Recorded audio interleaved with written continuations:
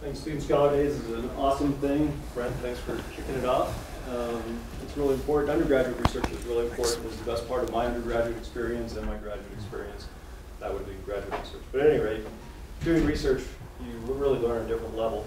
And Tucker here, come on up, is going to present research that he did for an honors seminar last semester. He's going to present that today, and then next week we'll be presenting this in Reno for the Rocky Mountain Psych Association Regional Psych Conference. And that's, they review the papers there, they have to be accepted. So Tucker's done a great job with this work. Please welcome Tucker.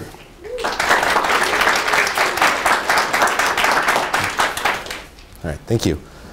My name is Tucker Jones, and I am presenting on research I've conducted with Dr. Ellison, looking at validity testing of the Compass of Shame scale, and mainly looking at differences between rejection and fear. The purpose for this test was to, one, assess the validity of the Compass of Shame scale, as well as to explore hypothesized differences in scores on shame coping techniques. This was mainly due to, or mainly looking at differences in fear versus social and exclusion, or excuse me, social exclusion and rejection inductions. Previous research has shown that exclusion and rejection have shown significant results with shame, or feelings of shame. So coping with shame. Nathanson in 1992 developed the Compass of Shame, which is composed of the 4 poles: withdrawal, attack other, avoidance, and attack self. Attack self is internalizing feelings of anger and blame. Comments such as, "I'm stupid, this is all my fault, I'm worthless, I'm the one to blame." And a good example of this is, take a perfectionist student who receives nothing but straight A's.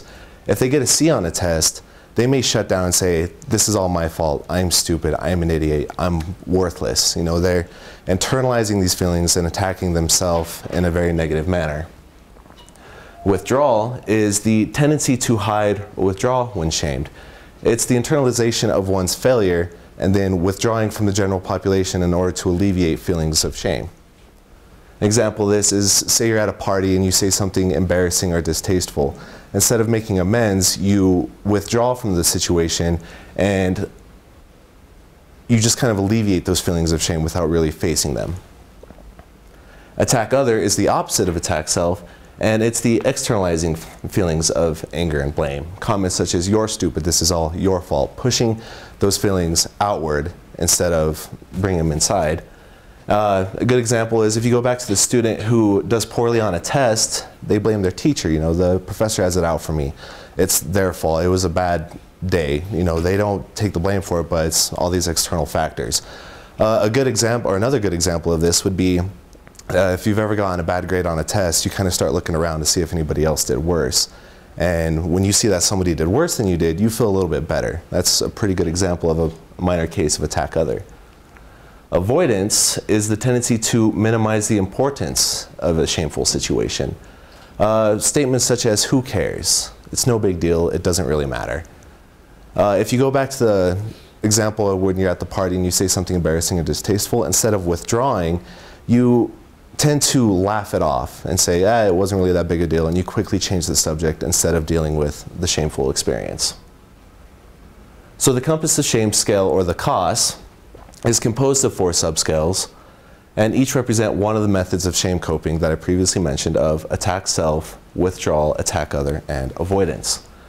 For the purpose of this research, I used the COS-5, which was developed by Dr. Ellison. It has 12 scenarios with 4 responses each, giving a total of 48 items plus 10 items to measure adaptive coping. An example of this would be, when an activity makes me feel like my strength or skills are inferior, I don't let it bother me, which would be avoidant. I get mad at myself for not being good enough, which would be attack self. I withdraw from the activity, which is withdrawal. And I get irritated with other people, attack other. Now, the COS is measured on frequency of use, ranging from 1, I never feel this, to 5, I frequently feel this, or I almost always feel this situation. And then there are 12 scenarios similar to this. So we looked at the reliability for the present study versus previous research with the COS. The present study had a sample size of 60, and we compared it to Dr. Ellison's work in 2010 with a sample size of 597. Looking at Cronbach's alpha, we had, for avoidance, we did have some differences in reliability with an alpha of 0.67 and an alpha of 0.76 for the present study. For attack self, we were really similar with an alpha of 0.9 versus an alpha of 0.92 for the present research. Withdrawal, again, we showed some differences, an alpha of 0.83 versus an alpha of 0.72. And attack other, we showed the same alpha of 0.86. Shame and rejection. Chef said that when we introduce ourselves to a new situation, we take the risk of being rejected, which can usually lead to painful feelings of shame and embarrassment. This has led research to believe that shame is a maladaptive emotion. But is shame really maladaptive? Again, some researchers believe so because feelings of shame can elicit negative emotions such as anger, violence, or the hiding of wrongdoings. However, some researchers believe that shame is an adaptive emotion. It allows for individuals to seek restorative measures and to self-regulate their behavior and maintain positive relationships. If you think back to the previous example we had with attack self, the student who blamed themselves for the bad test grade, said, "I'm a failure, I'm worthless." An adaptive response to that could be to where they start to work harder, they study more, and then they try and improve for the next test. So in this scenario, it could be an adaptive emotion. The hypotheses for the present research was, 1, social exclusion and rejection group will score higher on the compass of shame scale than the control group, and 2, the control group will score the same as, if not higher than, the fear group. Again, we had a sample size of 60, with 72% being female and 27% being male. The average age was 20.39 with a standard deviation of 4.26, and the age ranged from 18 to 48, so we had a considerable amount of variation in the age. We had 20 participants randomly assigned into each of the 3 conditions, including rejection, exclusion, fear, and the control group. We had a between subjects design, and participants received one of the 3 possible inductions. They were assigned to the induction by where they chose to sit in the room. They would come into a room, the papers would be face down on the table, and wherever they sat would be the condition that they joined. So we had no way of placing them into the condition. It was really wherever they decided to sit. An example of one of the inductions that we used is, in the space below, please write a detailed paragraph or 2 describing a time when you felt rejected or excluded by your significant other, friends, family, or peers. This was the induction we used for feelings of rejection and for feelings of exclusion. For fear, we asked them to describe a time in their life when they felt fear for their personal safety. And for our control group, we simply asked them to recall what they did the day before in detail. This, we hoped, would get them into a certain state of mind before they took the course, and so we could really induce a certain emotion. The results showed that when comparing the scores on the compass of shame scale between participants in the rejection exclusion group and the control, after doing a t-test for independent samples, we found that rejection exclusion scored higher on avoidance with an average of 37.2 versus an average of 33.7, and attack other with an average of 28.2 versus an average of 25.8 in the control group. While there were some differences, there was no significance. Counter to our hypothesis, participants in the rejection exclusion group scored lower than participants in the control group on attack self with an average of 39.5 versus an average of 41.4, and withdrawal with an average of 37 versus an average of 38.6. Again, we found differences, but they weren't significant. When comparing the scores on the compass of shame scale between participants in the control group and the fear group, we found some differences, but after doing a t-test for independent samples, we found some differences, but again, none were significant.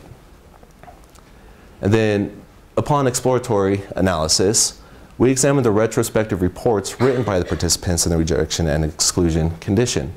And we noticed that there were differences in intensity, ranging from, I never feel rejected or excluded, I know people need their own space, to very severe times in their lives when they felt rejected by family, by friends, and really intense responses.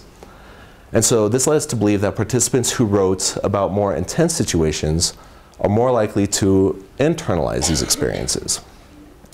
So we hypothesized that the intensity of the reports would correlate with attack self and withdrawal.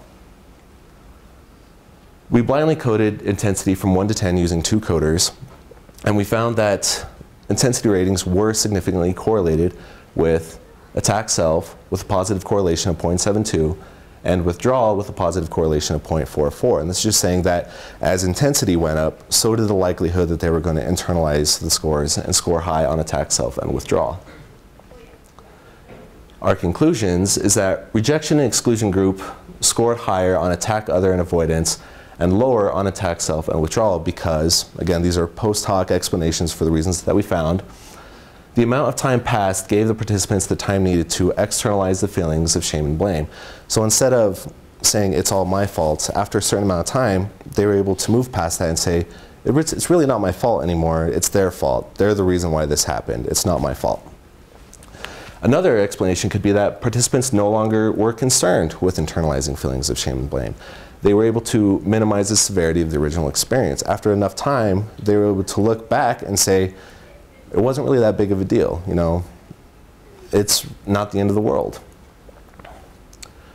And the limitations of this study were that we had a small sample size and very low power. If you've ever tried doing research here at Adams State, it's really hard to get students to come and participate unless you're going classroom to classroom. In this case, we asked them to come to us. The mixed results may be due to the retrospective nature of the induction, because again, they were asked to look backwards in time, and they were only able to recall rejection. There was no immediate experience. So this leads us to future research implications. The first scenario that we could do is a true exclusion paradigm such as Cyberball. Cyberball is this really cool computer program in which 3 people come into the room and they're told a cover story like you're measuring nonverbal participation skills or something like that. They sit down at a computer and they start passing a ball back and forth. Well, eventually the program kicks in and they stop passing the ball to the participant and it just goes back and forth between the 2 other people. Well, the participant playing this game thinks that he's being left out by the other 2 people, and this is shown to create really strong feelings of rejection and exclusion. So this would be one possibility for future research. Another scenario would be to refine the current study for a better retrospective look at feelings of rejection and exclusion with ideally a larger sample size. And that's all I have. Are there any questions?